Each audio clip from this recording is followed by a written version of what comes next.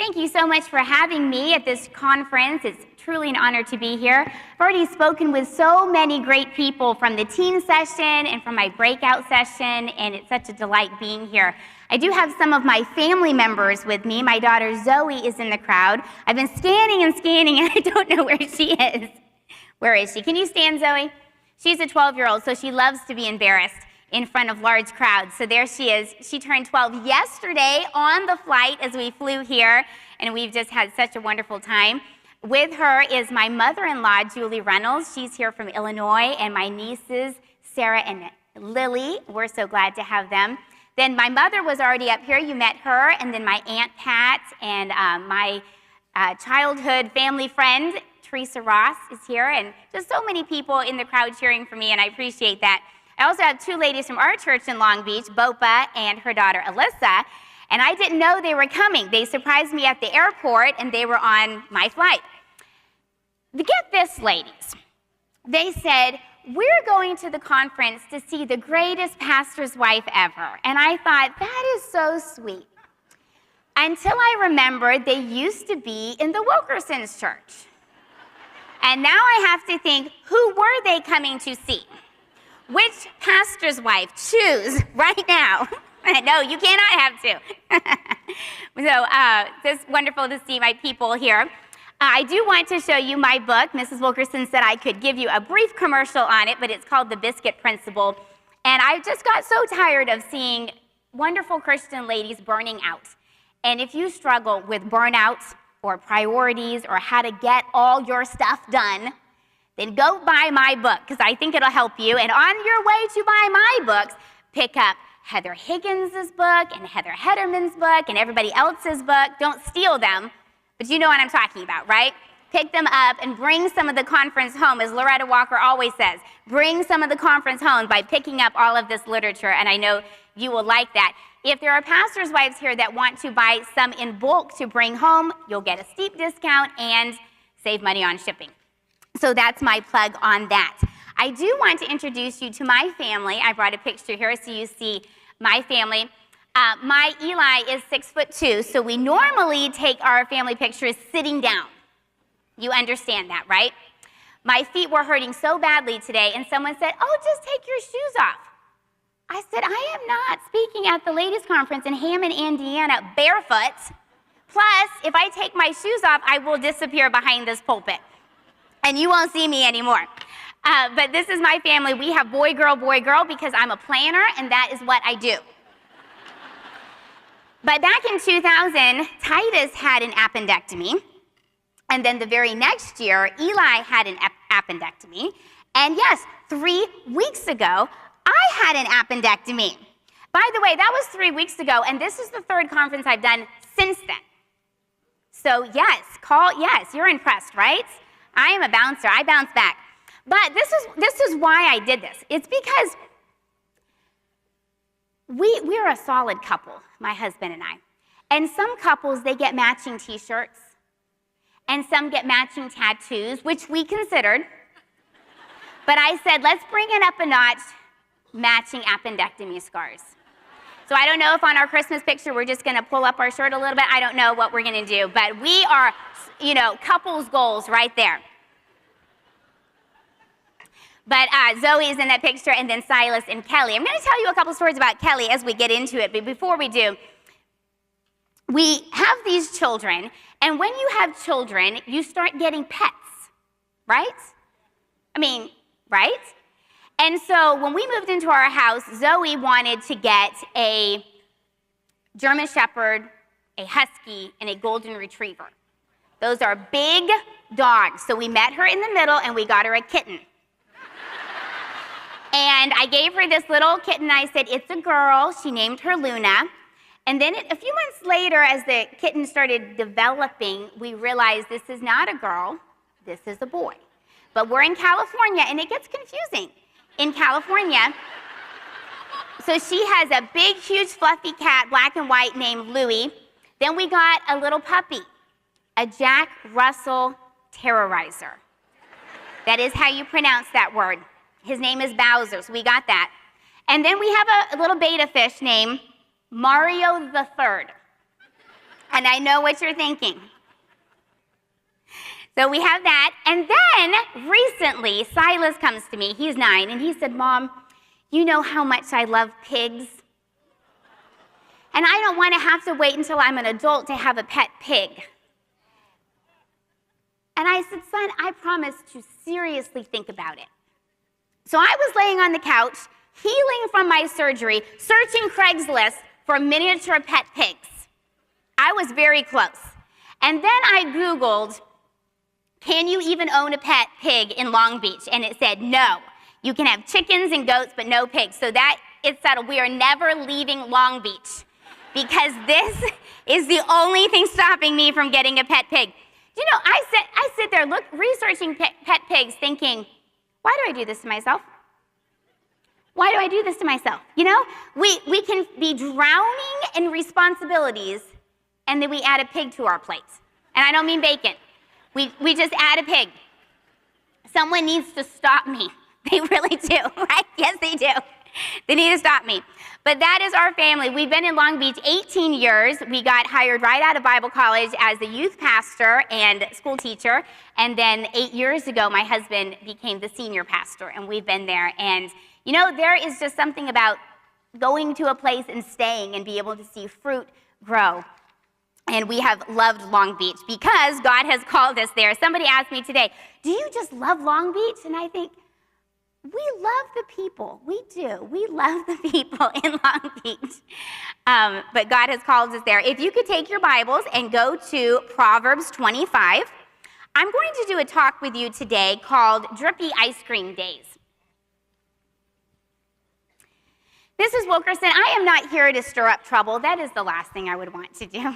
Well, I don't know. There's a little bit of a troublemaker in me, but I don't want to stir up trouble, but I'm going to say something that is just slightly controversial, all right? McDonald's has the best French fries. Don't come at me with Chick-fil-A's French fries. Are you a waffle or a French fry? You cannot be both, okay? Choose. Just like having two favorite pastors' wives. You can't do that. You choose. McDonald's has the best fries, but let me say, they have the best fries when they're hot. Are you with me? When they're cold, they have like the best things that taste like shoelaces. I don't even know what happens in the microwave when you reheat McDonald's French fries. You're a scientist down here. Is it the molecular? Does it change? The moleculars? I think they do. They change in the microwave because something happens between hot and cold and they are not the same food. I also have strong opinions about their ice cream. I do love their ice cream. Well, one day we were at the fair. We were literally at the fair, the LA County Fair. And I was there on a field trip with my kids, and on the way home after eating deep fried Twinkies and deep fried Oreos and deep fried butter and all the stuff that you eat at the fair, we were going to drive home through LA traffic, and I thought, I need me a McDonald's ice cream cone. Now, they made a lot of laws in California. You can't text and drive. You can't talk on the phone and drive. But there is no law yet against licking and driving. I'm sure it's coming. But I thought, I can drive through LA traffic and lick an ice cream cone at the same time. I may not have a lot of talents, but I have that one. So we stop by McDonald's, and Titus goes in, and he gets a McFlurry, and Zoe goes in, and she gets an ice cream cone. And I go in, and I order an ice cream cone, but instead of an ice cream cone, they push at me this cup with an ice cream cone flipped over inside, and it's dripping down the sides of the cup. And I said, oh, you must have made a mistake. I ordered an ice cream cone, and they don't look like this. And she's like, oh, well, you know, our ice cream machine is broken, and you know, they talk. That's how she sounded to me. And I said, well, maybe you don't understand, but I have to drive through LA traffic, you know, licking and driving. That's what I have to do. And so she goes, Frank, give this lady back her money. And I said, whoa, whoa, whoa, we are getting carried away. I don't want my money back. I want an ice cream cone. And she's like, well, this is all we can do for you. Is there anything else I can help you with? I said, yeah, I would like an ice cream cone. Well, I was not going to get one, so I walked out of McDonald's with my cup of ice cream dripping all over it. And I tell you, I went to the car stomping and grumbling the entire time. And I buckled my children up and I put it in my cup holder and I'm getting in the car, and then I stopped. And I said, is this it, Faith? Is this what it takes to ruin your spirit and your day and your testimony? I mean, she is willing to be burned at the stake, but give her an ice cream cone that drips and it's all over. And I really did have a moment where I looked at Drippy ice cream and said, no, it's got to take more than that to ruin my day.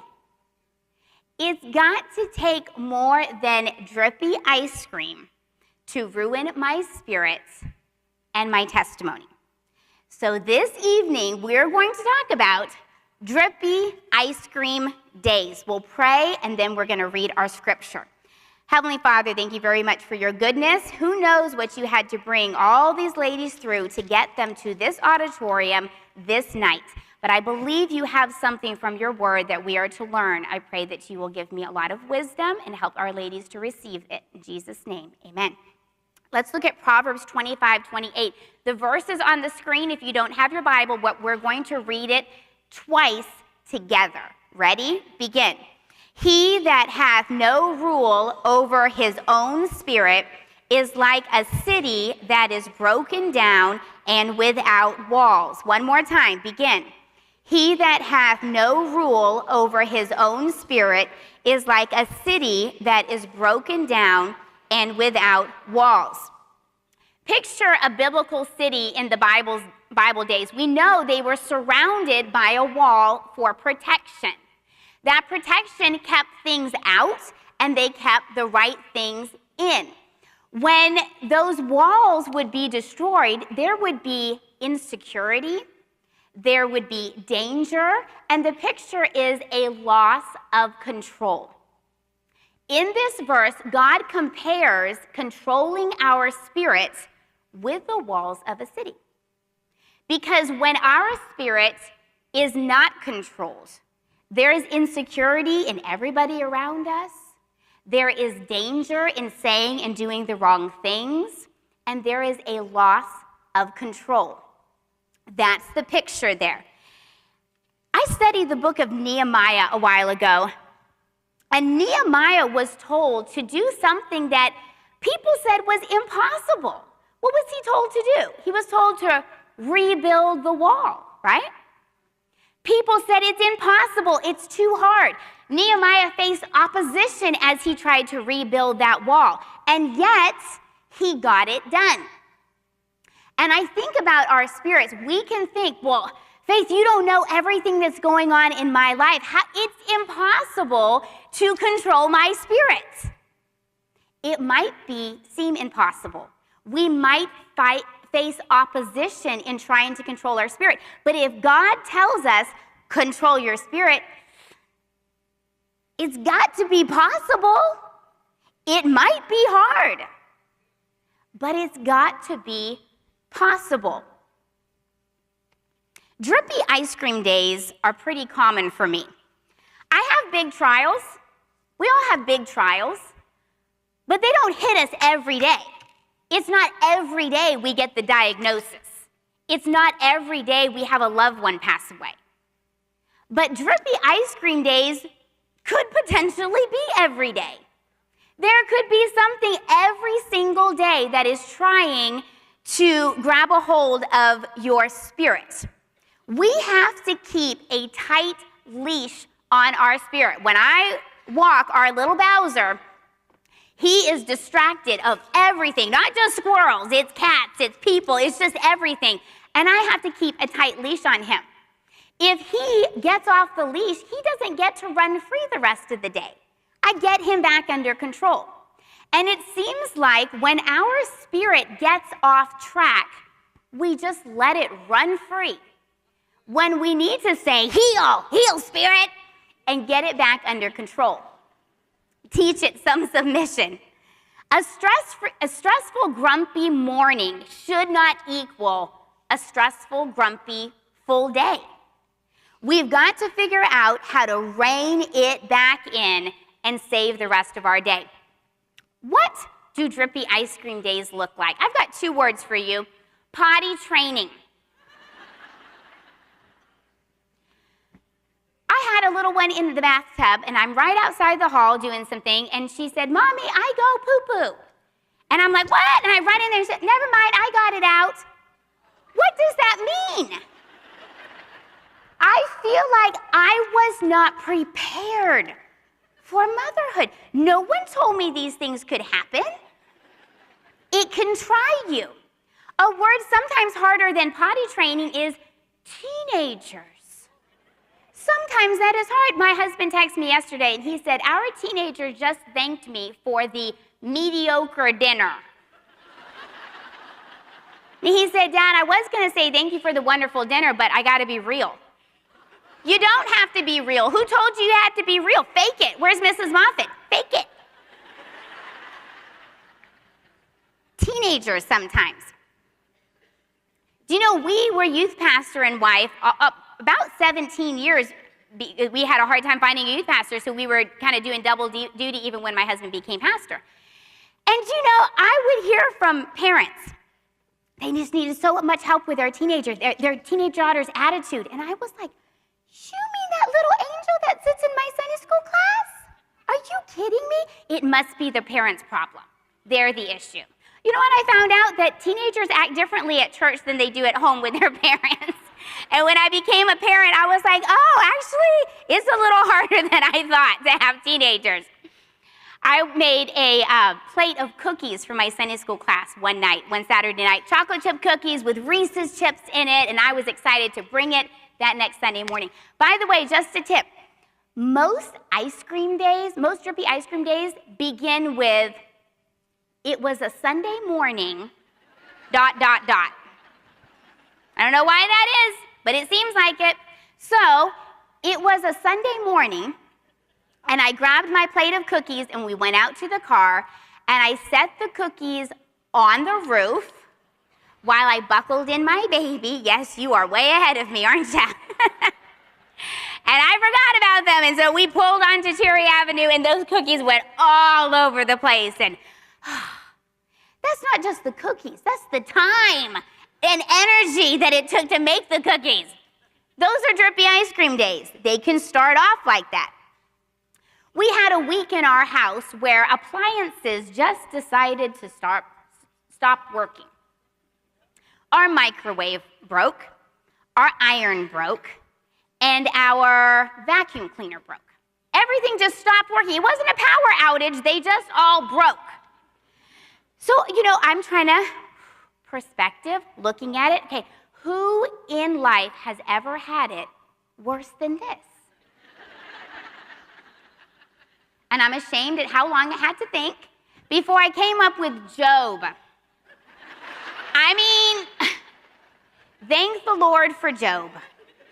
Because anytime you have a bad day, you can just think, oh, I didn't have it as bad as Job, right? I don't know what Job did on bad days because he was like, oh, no one's had it as bad as me, and that was it, right? And I was like, okay, have some perspective, Faith. Job has had it worse. And then my dishwasher broke. And I know Job had it hard, but his dishwasher never broke. We never read about Job's dishwasher breaking, and now there was no one in the world who had it worse than Faith Reynolds. We were eating cold food off of dirty plates, walking around on dirty carpet in wrinkled clothes. It was the Stone Age in our house. Obviously, I'm being facetious, but doesn't it feel like that? When these little inconveniences come into our life, it can throw us off. It can make us cranky. It can make us snap at people. It can make us grumpy.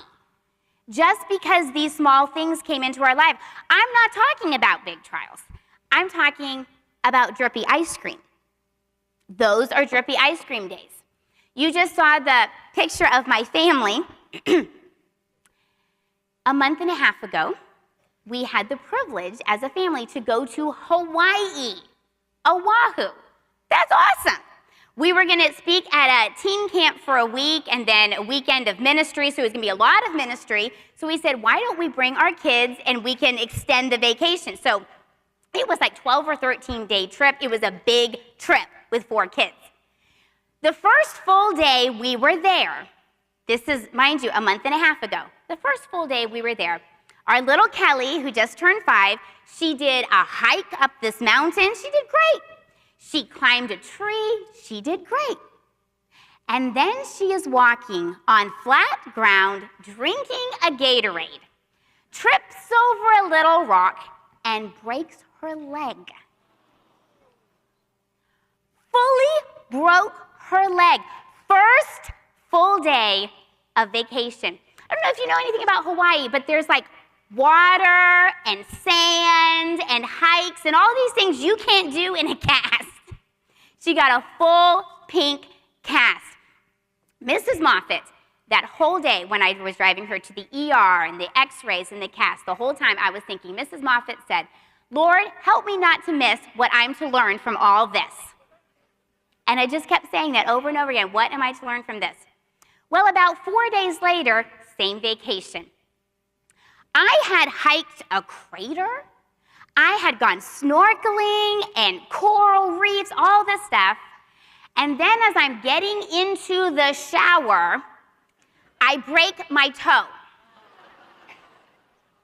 Same week, same vacation. Did you know your pinky toe is not supposed to look like a Viennese sausage? Did you know that? That night, I'm in bed, and it is so huge and purple, my little pinky toe, and throbbing. It's the middle of the night. I have to take some Tylenol. So I get up in the dark, and everyone's sleeping. I'm digging through my suitcase, trying to find my Tylenol. My Bible had been sitting on the suitcase. Falls off the suitcase. Can you guess where it fell? Just on the pinky toe. At that point, I was like, speak, Lord, for thy servant heareth. What am I to learn? It can be hard. I remember I texted my mom and she said, Faith, just take some time for yourself. Take some time to do what you want to do. And I said, like go home? That's all I want to do. Drippy ice cream days. They can start out stressful. Oftentimes we have a Drippy ice cream day because it starts off stressful. We wake up late. We're being rushed. The kids will become grumpy when they're rushed. And let me tell you, it is a fact of life that you cannot rush children who are pooping or eating. Those two things. They will not eat faster. They will not poop faster. You might as well just pick up a good book and sit down and read. You might as well get comfortable because they're not going to hurry.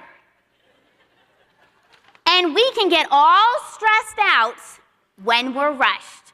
Our day can start off badly because we wake up late. One Sunday morning, very recently, my son comes to me, and this is what happened to Mario the second, and he said, Mom, Sunday morning, Mom, my fish died. What? Your fish died? What happened? I just cleaned out the tank. So I'm going in there, sure enough, belly up, there's the fish. So he's kind of crying over here, and I've got a net, and I'm trying to scoop out the fish. Sunday morning, we need to leave right then. We need to walk out the door. As I'm scooping him, my daughter is in the other room. I hear the dog bark, and she's like, Bowser bit me, as I'm scooping out the fish. Do you ever feel like, just like one thing at a time, please? One thing at a time. And I tell you, when there's too much stuff like that happening, I run out of compassion. Oh, I already used up all my compassion on the fish. Sorry about the dog. I run out of compassion, and then it becomes a bigger issue, and now I've got to apologize to all of my children. It can start off that way. We can have Drippy ice cream days when we put too much pressure on certain days. Do you know where we put a lot of pressure? Birthdays, Christmas, vacations. Why? Because they come so rarely, we spend a whole bunch of money on them, and there's the pressure of the day going perfect. Have you ever had a perfect day in your life? I haven't. I've tried to create the perfect day, and sometimes I've got a headache, or, you don't have a perfect day, and yet we expect these days to go perfect. And little things that we could normally brush off, they become big because there's so much pressure on those days. I wonder how many Christmases have been ruined because of something little. How many vacations have ended in tears and anger because they have turned into a Drippy ice cream day and we can't get that day back on its leash. Those are the type of days that can turn ugly.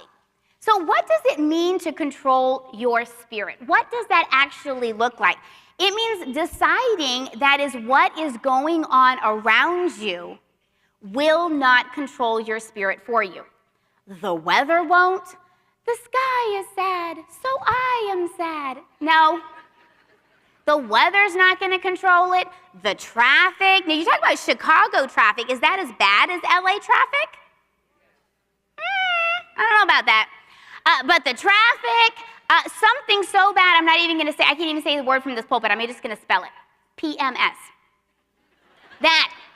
That's going on around me. That's not going to control my spirit. That's what it means, is all the stuff around us, the politics, the bills, that's not going to control my spirit for me. It's deciding that though others are living in the flesh, I won't live in the flesh. While others are gossiping or negative or complaining, I won't live in the flesh. Let me tell this, I wasn't planning to, but hey, what could go wrong by getting off script, right? Years ago, my mom was receiving really wicked, mean, hateful text messages, anonymously. People are so brave when you don't know who it is, right? And everybody was telling her, don't respond, don't respond. Well, my mom was going to respond. And so she texts back and she said, did God tell you to say that? That's what she texts. Did God tell you to say that? And she didn't get any more. Apparently, God had not told them to say that. That is controlling your spirit. When things going on around you, when they're living in the flesh, that doesn't mean I will. And it's deciding to take a Drippy ice cream day and turn it around. And it can be done. It can be done. We have a lot of traditions in our home. It seems like when you have children and you do something once, it's like you've taken a blood oath to forever do the thing. You know what I'm saying? So we have so many traditions just because they've all piled up. But one of my favorite ones is at Christmas time, we will go get a Starbucks, and then we will walk down a really decorated Christmas tree. Instead of driving, the kids can't really see it from the back of the car. We have pretty good weather in California. So we walk down, and we look for certain things like a scavenger hunt, and I love it. But one year, we had just kind of picked the wrong night. We go, and it's really dark and windy. Half the lights aren't plugged in. The inflatables have shrunk, and it was kind of an eerie night. But I said, no, we're gonna have fun. This is our tradition. This is gonna be good. So I hop out of the car and all of my energy, and I put my son's jacket on real quick, and I said, okay, we're gonna have a good time. Let's get your jacket on. And I zipped it up, and when I zipped it up, I got a good chunk of his neck. It's funny now. After he had the surgery, now it's funny. Yeah, now you're not laughing, huh? Now you feel bad for him. No, he didn't have surgery, okay, folks? Calm down. But I zipped it up, and he was in pain, so he snapped at me. And he snapped at me, so I snapped back at him. And now we're both sitting there on the Christmas street crying. We're just both sitting there crying. And I looked at my husband, and I said, please help me save this. And he said, okay, you go stand over there. You think about what you've done. I go stand over there. And I'll check on our son. No, he didn't say that. He's too sweet. And so he goes over, and he checks on Titus's neck, and I'm over here like, Lord, please help this night to, all this stuff. So I come over, and I apologize to my son, and I said, okay, we're gonna still go for it. We're gonna have a good time. And that's what we remember, really, is that we had a good time. And at the end of that night, I just felt such a relief because I had seen some victory. I knew that normally I would have just gotten back in the van, the night's ruined, let's just go home. But I felt like in that night, like, oh, maybe I've grown just a little bit. Maybe there is hope for me after all. And I was able to get a little victory of like, okay, maybe I can recover a Drippy ice cream day. It's hard, but it is possible. I've been on dates with my husband that I had looked forward to, and one little thing derailed it, and I ruined the evening. There are times like that. You know, I have found,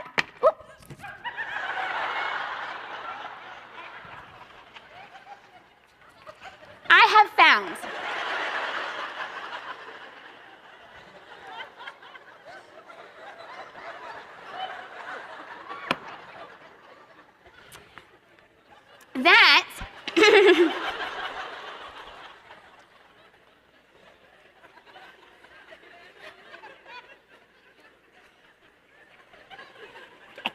we get it back on, okay? We get it back on here. I almost fell off the stage in my split session. Those who were there, you saw me.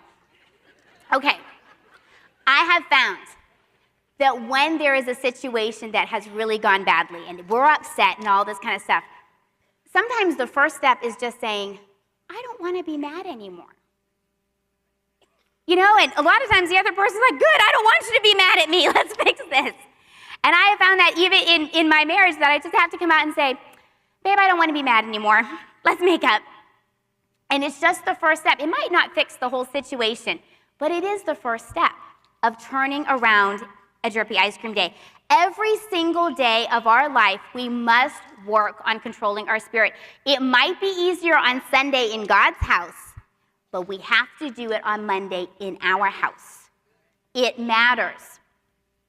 The cities in the Bible that had the walls around them, I don't think they built those walls and then were like, you know, let's just leave the gates open tonight, get a little breeze in here. I don't think they did that. We don't do that in Long Beach, that's for sure. We don't leave our doors open. It's every single day we're on guard, protecting that spirit, protecting the spirit of our home and our church, and keeping our testimony right. Controlling our spirit every single day. When you're sick, when the kids are cranky, when it's hot, when it's humid, when you're in a rush, every single day. I remember telling Eli, you know, when I'm on my PMS, I can just say and do whatever I want and it doesn't count. And he said, oh, is that what you tell your teen girl Sunday school class? And I don't backpedal. I said, yeah, that's exactly what I tell my teen girls. 14 days of the month don't count. But that's how we act sometimes, right? We think if we have a good reason to act this day, then we have a pass. But it's every single day. I have a story. I have a lot of stories, ladies, but I have a story. I was probably 17 years old, and I was in the mall in Louisiana. I was visiting my grandparents, and I was in line at Wetzel's Pretzels. Like, let's not even get started on where you can get the best frozen lemonade and all this stuff, okay? We have caused enough trouble. So I'm in line at Wetzel's Pretzel. Bunch of people in line. A young man got behind me, probably in his 20s. He's behind me. And we're just standing there, you know, looking up at the menu, waiting in line. And you are not going to believe this, but this did happen. In the middle of the mall, the guy behind me, I feel a definitive pinch on my backside. And my face just turned red, and I was so embarrassed. And I kind of turned around a little bit, and he's just standing there studying the menu like nothing happened. I thought, did I imagine that? What was that? So, you know, kind of waited a couple minutes, and we're scooting up in line a little bit. Another pinch on my backside. This time I was not embarrassed. I was mad. And I turn around and I look at him. He didn't even make eye contact. And I turn back around. I'm thinking, does he think that I'm not going to make a scene because I'm at the mall? Because I'm about to make a scene. And I said, okay, if he does it one more time, I am slapping his face. And just a tip, if you're about to slap somebody, if you're wearing a ring, you want to turn it around. So there is a greater impact, and he remembers what happened. It just works. So I'm standing there. I knew this tip even at 17. And I turned that around, and I said, if he does it one more time. And at this point, I wanted him to do it one more time. And he did it one more time. Pinch. And I turned around, my arm up in the air, about to slap his face, when I noticed the garment bag over his arm and the hangers sticking out. And every time he shifted up in line, it got me. So I turned around.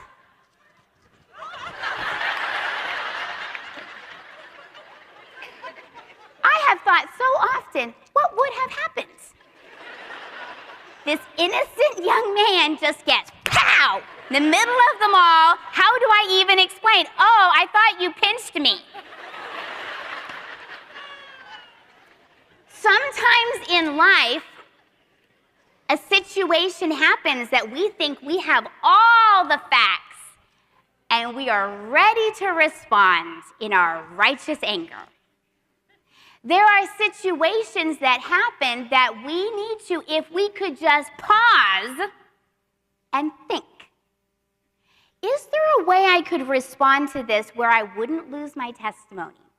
Is there something I could say where I wouldn't have to apologize later? If we just paused when we notice, wow, the ice cream today is really drippy, if we stopped and thought, is there a way I could respond better? I think we could recover a lot more of these drippy ice cream days. It needs to hit us that the drippy ice cream days are the ones that I think count the most. It tests us to see where are we at spiritually. Job said, when he has tried me, tested me, I shall come forth as gold. Many of us have been in church most of our lives, years. And we receive teaching and preaching from God's word. We learn and learn and learn. And a drippy ice cream day is a test. Let's see what you've learned. It's a test. And I asked my husband recently, I said, do you think if we fail the test, we have to retake it? Maybe. But sometimes that drippy ice cream day comes and it's like, ooh, I do have more work on my spirit than I thought. How well am I doing? Let me tell you where I'm at right now. I'm getting very good at messing up and then fixing the situation. Hopefully one day I'll get better at not messing up in the first place. But this is where I'm at right now. Still working on it, still growing. I want to give you the 3 shortest points in any lesson you will ever hear. How to handle drippy ice cream days. Number 1, humility. When you mess up, fess up, and make it right. What are we teaching our kids and teenagers when mama just says whatever she wants and then never apologizes? What are we teaching them? If we did wrong, we have to fess up to the lady in your church, to your friend. We have to apologize. Not just to God. Oh, I'll get it right just between me and God. Do you know how hard it is to apologize to a 3-year-old? It's hard. Do you know how hard it is to apologize to your teenager for your attitude when his attitude was worse? It's hard. But that's what we have to do. If we mess up, just fess up. It takes humility to handle those drippy ice cream days. Number 2, again and again. You handle them again and again. Get back up. You have a rough morning, make it a great afternoon. Check yourself before you wreck yourself. Learn to reset. Learn to reset. Learn to step outside or step out of the room and reset your spirit. Again and again, keep handling them. And then number 3, and lastly, perspective. It's only ice cream. It's only ice cream. We're not talking about big trials. We're talking about ice cream, perspective. Is this allowed to ruin our day, our spirit, our testimony? I really wonder how many churches are full of ladies who are at odds with each other over ice cream, over petty stuff. I won't serve in that ministry with her because who knows, all these little things. And that is hurting our churches. If we could get over the drippy ice cream, maybe we could be more effective in our cities. Perspective, it is only ice cream. There was a day, not the same week as my dishwasher travesty, but my Keurig broke. Now look, it is serious when you're a coffee addict, when your coffee machine breaks, right? The thing stopped working, so I thought I would be funny, and I got a sticky note and I put out of order with a little smiley face. I stuck it on the Keurig. I took a picture and I posted it on Instagram, right? Because it didn't happen unless you post it, right? So I posted it and I said, if this doesn't make you cry, I don't know what will. Ha ha, so funny. Later on, I went back on Instagram to see if my 5 followers had liked it. And in my feed, there was mine, and there was my friend whose little baby had died. And it was a picture of the tombstone on his anniversary and this whole devotional that she had written. And I'm looking at hers, and then I'm looking at my broken coffee pot that said, if this doesn't make you cry, I don't know what will. And it did not seem as funny. Do you know what? I thought, there is nothing wrong with saying that about my coffee pot. There's nothing wrong with that. But there would be something wrong with it if I really thought that this was a bigger issue than it was. Because we have a lot of things that, sure, they annoy us and they can hurt our day and they can throw us off track. But if we could have some perspective that these little things is just ice cream, we can handle that. We can handle that. Have some perspective. There are bigger problems like that, and I'm not going to let drippy ice cream control my spirit.